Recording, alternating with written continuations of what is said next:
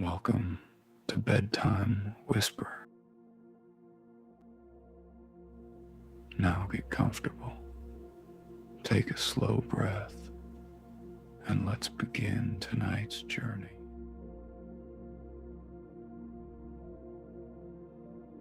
The road that disappears every winter.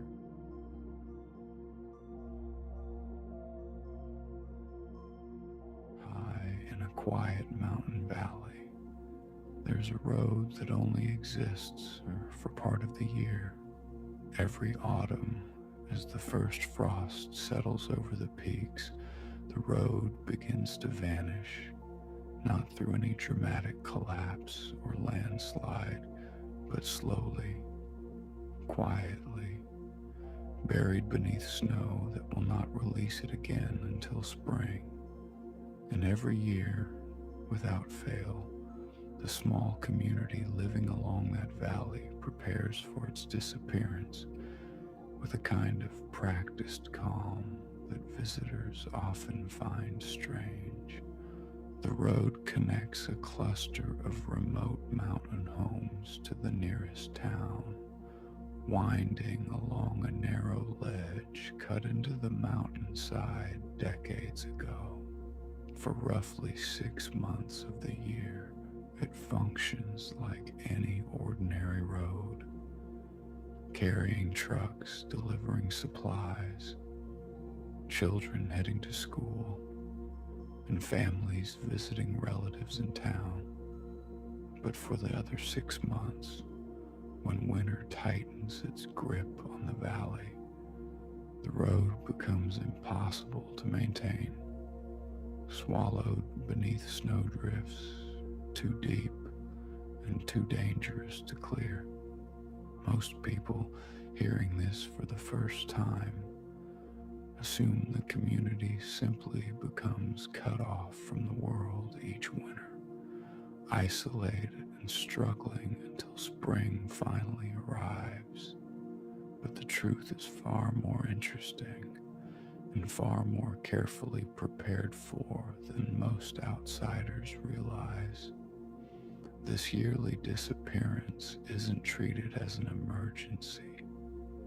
It's treated as a season, one the valley's residents have organized their entire way of life around for generations.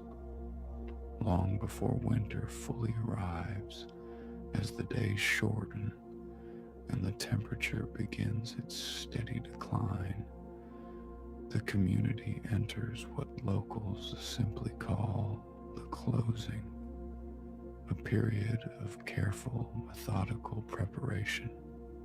Every household begins stockpiling supplies weeks in advance, not out of panic, but according to careful lists refined and adjusted year after year, passed down through families who have learned exactly what 6 months of isolation truly requires. Firewood is stacked high against every home. Root cellars are filled with preserved vegetables. Medical supplies are checked and restocked.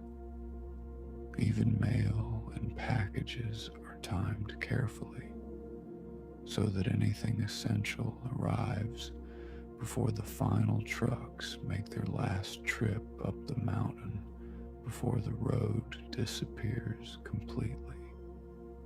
There's a specific tradition tied to this final closing, one that has been observed for as long as anyone in the valley can remember.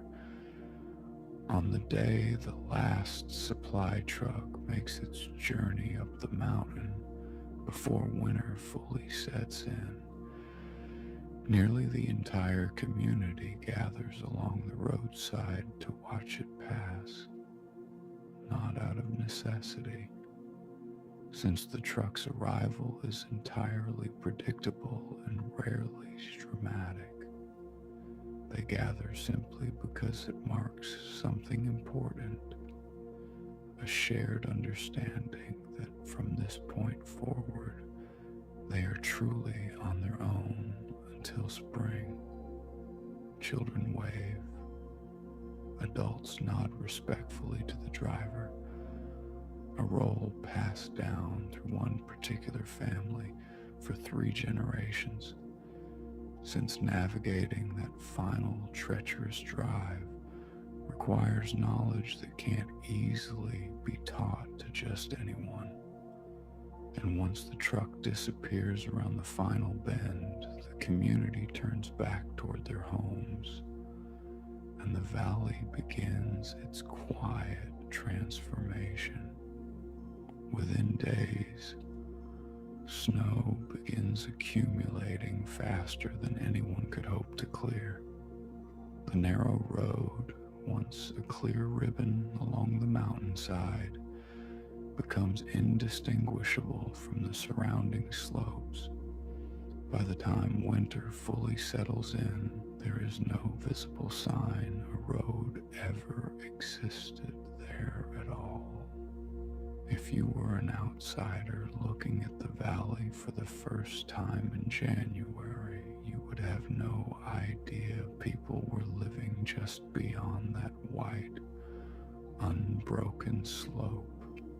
But the valley is far from cut off in the way outsiders often imagine. Long before the road disappears, an alternate path is prepared, one far different from the summer route, using skis, snowshoes, and small motorized sleds passed carefully between households. The community maintains a separate winter path, one that follows entirely different terrain. Higher along the ridge, where wind keeps snow from accumulating as dangerously deep. This winter path isn't a road in any traditional sense. It's a route known intimately by those who live there, marked with subtle signs invisible to anyone unfamiliar with the terrain. A particular rock formation here, a specific stand of trees there, small physical landmarks memorized over generations rather than any official signage. Traveling it requires skill, caution, and deep familiarity with how the mountain behaves through different types of winter weather. Emergency situations are handled with careful, practiced protocols developed over decades. A radio system connects every household to the nearest town, checked daily without fail. If serious medical help is ever needed, a small aircraft capable of landing on a cleared, flat stretch near the valley's center can be called in. Though such emergencies remain rare, since the community has learned to prepare for nearly every foreseeable situation well in advance. What might seem from the outside like a harsh and difficult existence is understood quite differently by those who actually live it. Winter in the valley isn't experienced as isolation in the way that word often implies. It's experienced as a different rhythm of life entirely, one many residents have come to treasure specifically because of how completely it differs from the rest of the year. Without the constant traffic of the summer road, the valley grows remarkably quiet. Neighbors, who might see each other only briefly during the busy months, spend long winter evenings together, sharing meals, telling stories, teaching children skills passed down through generations, skills that only truly matter during these isolated months. Elderly residents often say that winter is when the valley truly feels like a community, rather than simply a collection of houses connected by a road. There's a particular story told often among the valley's older residents about a winter decades ago when a sudden, severe storm threatened to strand a family whose home sat furthest from the community center. Rather than waiting for any official emergency response, which would have taken far too long to arrive through such treacherous terrain, neighbors organized themselves within hours, forming a careful chain along the winter path, each person responsible for a specific stretch of the journey, ensuring the family reached safety long before conditions worsened further. No formal system had ever required this kind of coordination.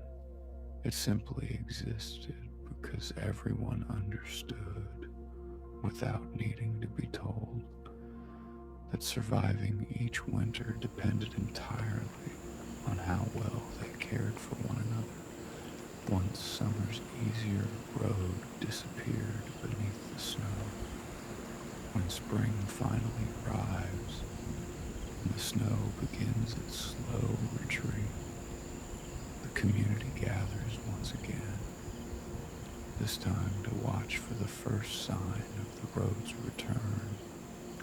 Volunteers work together clearing the final stretches, packed with a mixture of pride and quiet relief as the familiar route reappears beneath melting snow.